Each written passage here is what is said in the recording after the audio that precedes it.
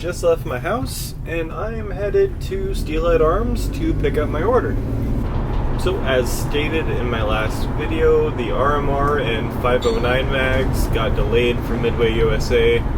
Today is day 11, so their Nitro Express shipping thing, I don't know. It's either hit or miss with them. Sometimes they get my stuff to me the next day, because I always do next day delivery because I hate waiting.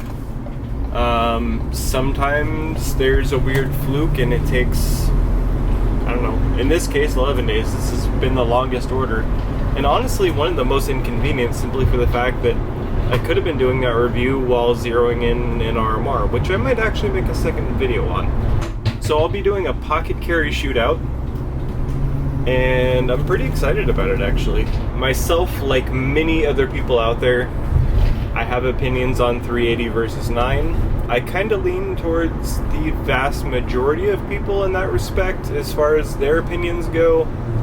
However, I have a different school of thought when it comes to pocket carry, both in 9 and 380. I think I'll be able to give some good insight. I'm actually going to be doing some ballistics gel tests from all of the pocket carry guns, so I'll be getting pretty deep into this.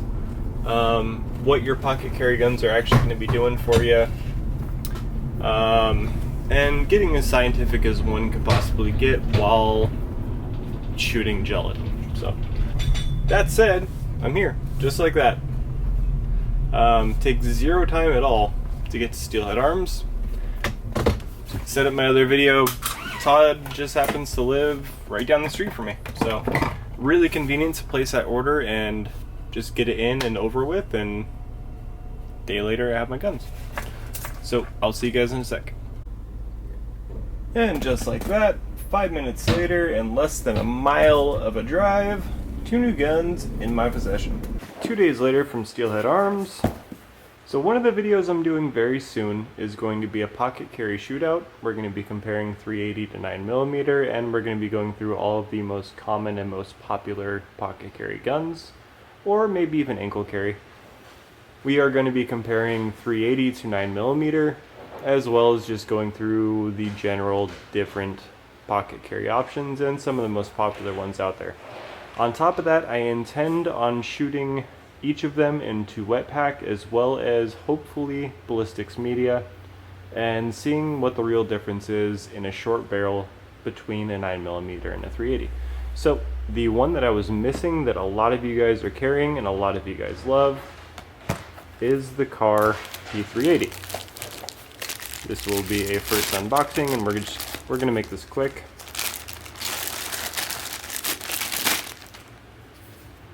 Comes with an orange zip tie as a chamber flag. Thank you, wife.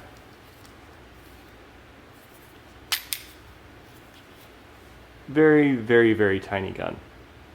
I'm going to take my shield out of my pocket really quick. I don't know if that's going to translate very well. Actually, that should. There you go. So, hell of a lot smaller.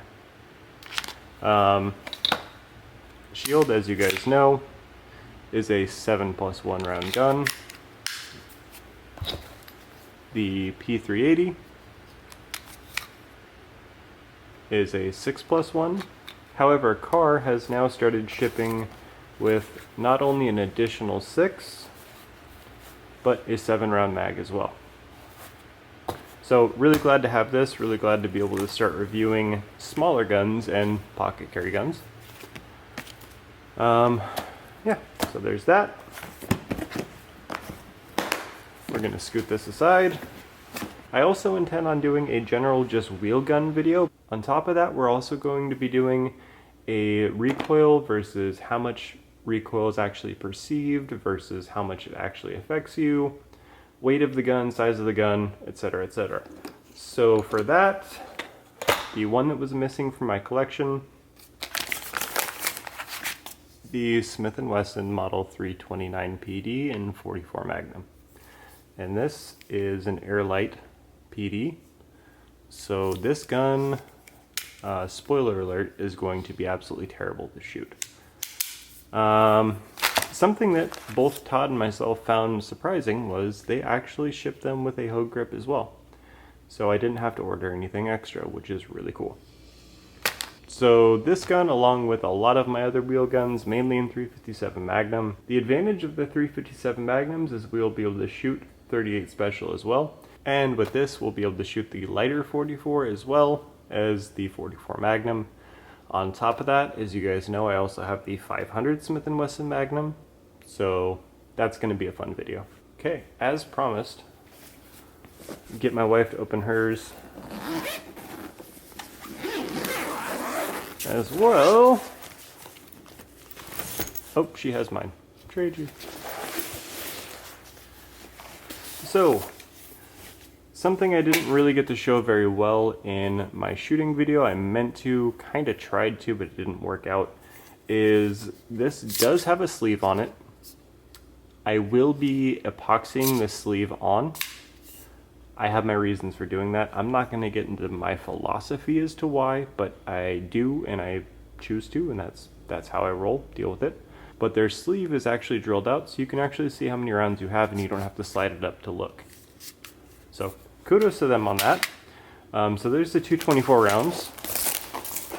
And safety check my weapon really quick. I am in fact clear. Will you guys verify with me? Clear? Wife? Clear. Clear. Okay. No mag. And here is my 17 round mag. If you guys recall, hers came with these. These are 3 10-round magazines. So I posted this on my Instagram. I thought it was really funny and I wanted to share it with you guys who are not following me yet. These are the 10-round mags, and I want you to notice the scoring going all the way around the mag. And if you catch it in the right light, you can actually see through those scores. Now, why would they do that? Well, the simple answer is if you tried to circumvent their will and get rid of these dimples so your follower could go past it and you could get full capacity, your magazine is going to break. And it's the same on all 3 of them. So we're going to take these base plates and these followers and the springs and save them, but these base plates are actually going to be swapped to the new mags that finally showed up. And my RMR is in here as well. Safety check yours, even though it's never been shot. Clear.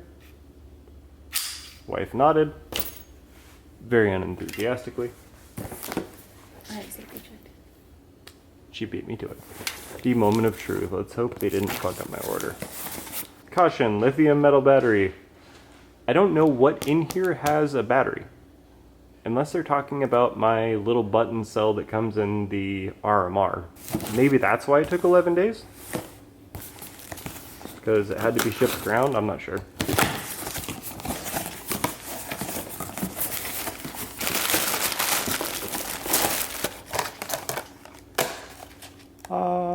This is going to double as a, will the standard 509 mags work in the 509 Tactical? You can see, actually this is the first time I'm seeing it, so we can see that the base plates look similar, however they are black. The follower is the same color, now the moment of truth. Okay, so for those of you wondering, the standard mags do in fact work. Cool. Good to know. And guys, what do you think? Actually, I think that looks really good. Yeah, I like black. Huh. I have to agree. Yeah. The contrast of the black floor plate, mag release, slide stop, takedown, trigger, barrel, sights. That contrast is really nice. I'm going to steal this from you really quick. I like it. Woo. Yeah, that actually looks really good. Goodbye.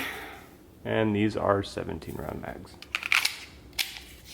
So, wife is ready to rock on that. Awesome. I didn't have to do any work. And last but not least, oh, how about that? I ordered 3. Here you go. Gimme.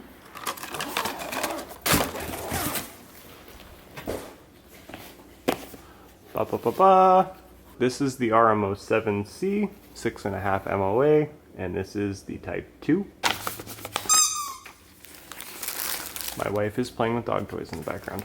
Optics mounting instructions. I don't need that part. I just need... Okay. Not using the Delta Point Pro. Okay, RMR. So I need MRD plate number 502.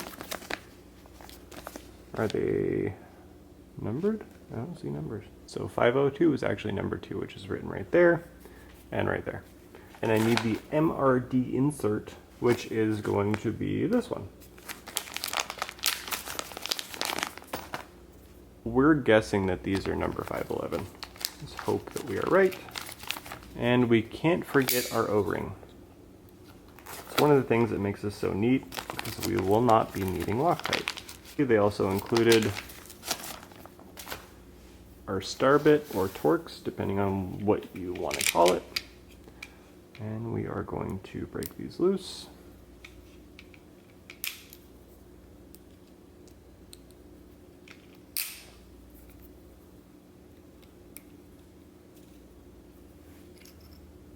And off our plate comes. Here's our plate. And under our plate is this. Oh, okay, I didn't need that extra O-ring. So you guys see how these inserts line up with the machining, so your RMR doesn't have to be 100% perfect and be machined for your specific RMR. This is the part that matters the most. So this gets set aside because this is obviously for running the factory plate. So we'll set that in a spot where I'm not going to lose it. And this part will go in. And then from there, this plate will go on. Just like that. And my RMR will sit on top and be screwed down into there. And the two screws will hold all this together, and that O-ring is going to keep tension on the screws and keep everything from walking apart. Something that I really love about RMRs, you guys, is how thick this glass is. So what you see here, just stepped in a little bit, is how thick this optic glass is. So I implore any of you to try and break these. It's not going to happen. The other great thing about the RMRs that give you options is to how you want them lit. I personally like the powered one. Some of you guys like the dual illumination. I personally find that they wash out in light, but that's just me. Surrounding the bottom of the RMR, there is a silicone gasket that makes them waterproof. Something else to note is this is 1 power. Not sure how well that's going to translate for you guys, but if we focus on my hand down here, you can see that my fingers are a lot bigger through the RMR. So you get 1 times magnification through this glass. The RMR comes with one 2032 and its energizer. I recommend running lithium in everything. So thank you. And I run energizer for the most part in most of my optics anyways. Give you stickers, literature, a tool set, and a couple of screws that we will not be using. So we're going to set all this aside. Now I'm really curious as to how well this RMR is going to match the color of the 509. And the answer is really well. I like it. Yeah, looks really good. Feel weird about doing this, but we're not using Loctite. So that plate goes on. Now the juggling act of getting this battery in.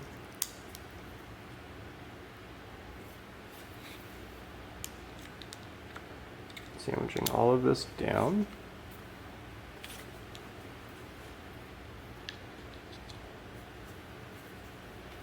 Now, we take our screws, which initially looked too long, but now I can see that they're definitely not.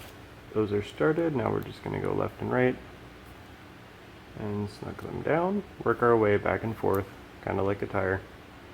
Just make sure that these are evenly tightened down. Don't want to over tighten them because stripping this slide out would be a huge bummer. So there's the 509 with an RMR. So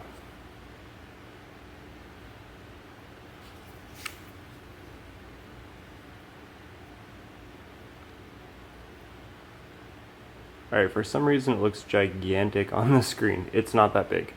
This is a 6.5 MOA dot. My other one is 3.25, and honestly it's a little too small for me.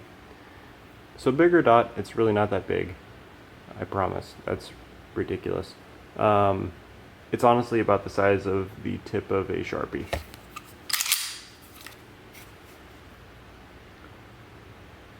Yeah, it looks huge for you guys. I don't know why it's doing that. I promise you it's not actually that big.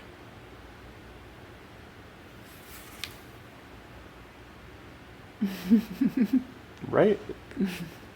Looks like a coin. Okay, you see that right there, you guys? It's actually about that big. It is not that big. I don't know why it's doing that. It's really strange. I'm gonna get the dot kind of close to where my sights line up. Something I was kind of concerned about was this does have more of a Glock grip angle, and I didn't want to have to use the flat back strap. Now the reason that concerned me is the 19 and 17 MOS, I had a really hard time picking up the dot of an RMR because of the grip angle just on a Glock. However, my FNX 45 Tactical, I have an RMR, it actually looks very similar to this. I have an RMR on that as well, and I can pick it up perfectly fine. So having an RMR on something that I shoot as well as I shoot this, with my preferred grip angle, I can pick up the dot really quick, and it looks great. So this will be the final 509 video, other than maybe a couple of clips here and there of me shooting it with the RMR and letting you guys know how I feel about it. Once I break my 2,000 round mark with this gun, which shouldn't take long, and start carrying it full time, I will check back in a month or so and let you guys know if anything has changed. However, if you don't hear from me on this, chances are everything's running great. If anything changes, anything breaks, if I get any malfunctions, anything funky starts happening, I will let you guys know. Very happy, very satisfied. Really, really, really liking this gun. So here's a quick side-by-side for you guys. This is the 509 Tactical with the RMR and the 24 round mag. This is the FNX 45 Tactical with the RMR. You can see that over time, the finish on the RMRs wear themselves out, especially how I use them. I said this in another video. I use the RMR for racking on tables, on my belt, the back of my boot for doing one-handed malfunction drills, you name it. It's used for everything, and I beat the crap out of this. I have yet to break the glass, and I have actually kind of tried. Alright, that looks a little goofy. I think I'm going to go with an Enforce instead. This is a little much. Looks good on the FNX 45, just, I don't know. This one's a little too small to really rock that big of a combat light. Okay, it's off. But at least you got to see what it looked like with it on. It does look good on the FNX 45 Tactical though. It's a big enough gun that it doesn't look too ridiculous. I'm thinking about putting this on my Glock 20. Or maybe my TRP operator with the full rail. I think that would actually look really good. Figure out what to do with this, but I am excited to have a pistol IR illuminator. There she is. So again, RMR is great for a lot of things. Slide manipulation being one of them, on top of their intended purpose. From a belt, you can see that I'm racking fully to the rear, showing the RMR. No damage, nothing wrong with the glass. You can beat the crap out of these things. They are the only sights that I would ever do this to. And again, going back into battery, straight into action. If for some reason you only had one hand to work with and you really needed to manipulate that slide, piece of cake. I just got shot in this hand. I'm out. Okay? So we're going to drop our depleted mag. Pretend I have a holster, which I don't yet. It'll be here tomorrow. And reach with our good hand, insert a mag, and we're back into action. Further than that, just the action of the kick is more than enough to rack the slide, and I'm going to prove that by doing it with an empty mag. And it should lock to the rear. Piece of cake. Okay, again, depleted mag, fresh mag, ready to go, all over again. And again, proof that the RMR is indestructible. Landed right on it. Side of the belt. Let's say your hand was good enough to insert a mag, but not well enough to rack a slide. Obviously it would work on your belt as well. Or even back of the boot, back of the shoe, good to go. Really important to be practicing one-handed drills, because realistically you never know when you might need them, and if you need them and you don't have them, you just lost the fight.